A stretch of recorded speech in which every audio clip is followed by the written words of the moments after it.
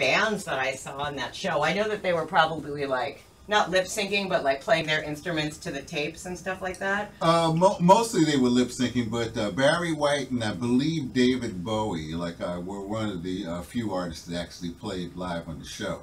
Barry White actually brought his entire orchestra on the show, and I got to meet him, and what an amazing guy. At the time I met him, I was trying to peddle my songs. So I was actually trying to get a song for him, and he invited me to his house. I think at the time he was living in Inglewood. So I've actually been to Barry White's house as a result, of meeting him, on the show Soul Train. So he was totally cool. Very cool guy. I thought he left us too soon. But I tell you one thing for sure, boy, a lot of babies have been made with his music. Oh, yeah. With him there and with him not there. Like listeners, and also I'm sure that, had ladies throwing hot action at him all the time. All the time. With a voice and a persona. My mom was even like, he's sexy. She doesn't really talk about stuff like that. She liked a couple of famous musicians, but normally she'd be very clean 50s housewife about it, oh, he's handsome. She would be like, ooh, that's sexy. That's not really what she'd do. So I was like, all right, she likes Barry White.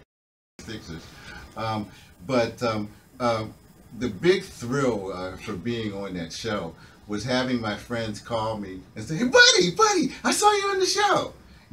And it made my family proud, and it was just nice. I had the whole LA experience coming here from Philadelphia, so my friends would tease me, oh, you're LA now, so it was a good experience actually being on that show. Yeah, I mean, a lot of East Coasters, I know when I moved to New York, I know they were like, you're from LA, ew, people there are totally plastic, and, I definitely got a negative kind of, I'm like, well, I'm not one of those people, so please don't judge me.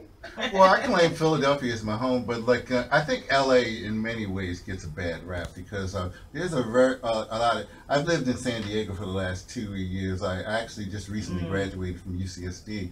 And, congratulations! Good job. Thank you, man. I got a degree in communications, nice. And I have to tell you, I think that LA, and this is going to sound strange to say, but I think it's an underrated city. I think there's a lot of great people in this city. There's a lot of business. It's like one of the entertainment capitals of the world. And even though there might be some superficial people here, there's also some very great and down-to-earth and nice people here as well. I agree with people are wherever you go, but that's not, I wouldn't consider myself to be a typical LA person, or whatever, but I don't even know what that is. I think it's more like people's idea of LA, I think, is somebody, a blonde girl who has plastic surgery and wears very provocative type outfits and heels, and it's at the beach all the time, always getting tan, and very maybe narcissistic. I think that's people's idea of an LA woman. Well, there's some of that.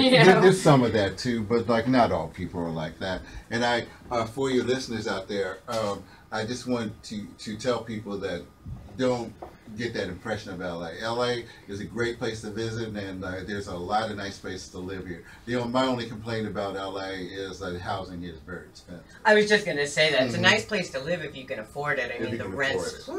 I mean, New York is, it was expensive when I lived there, and I've looked since, and it's gotten worse. But here's bad too, in terms of price. You get more space for your money. But you're a bass player too, and I'm a bass player as well. Obviously, for me, you just Google KBCM and you can listen to us on the TuneIn app. If you're nearby LABC, then you can actually go on your FM dial, old school style, and tune into 95.1. But for most people, you're going to have to listen to it online, which is fine. And I upload archives, which I'm putting more and more up all the time. So that's something that you can listen to on Mixcloud. So anyways, let's see.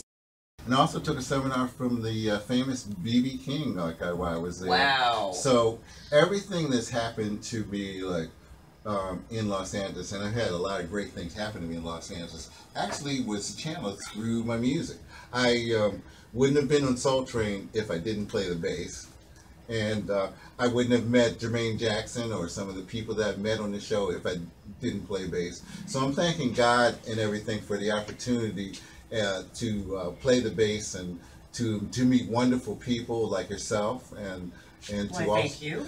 and also to be able to tell people that to have faith and just to hang in there. Things may get tough, but if you have faith and just keep on working at it, things will always get better. So for me, bass playing and music has led me to some great things. I'm very grateful for that. Yeah, that's a nice thing to say, and it's true, because I think when you're in your frequency and you're doing the right thing that makes sense for you, like dancing, playing bass, or art, whatever it is, if you're doing that, you're doing something that you love, you're in sync with, like, something fits, it's right. You know, the switch I goes love on. to perform. I love performing. Even if I didn't play the bass, I'm sure that I would dance or do something stupid to perform, because I absolutely adore it.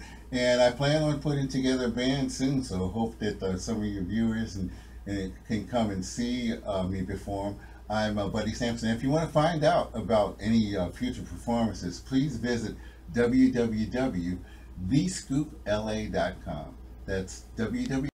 Having a dance party in here. It's a shame there's no video in this show. You guys would have loved it. Oh, well, Tony got the video, you know. So hey, all right.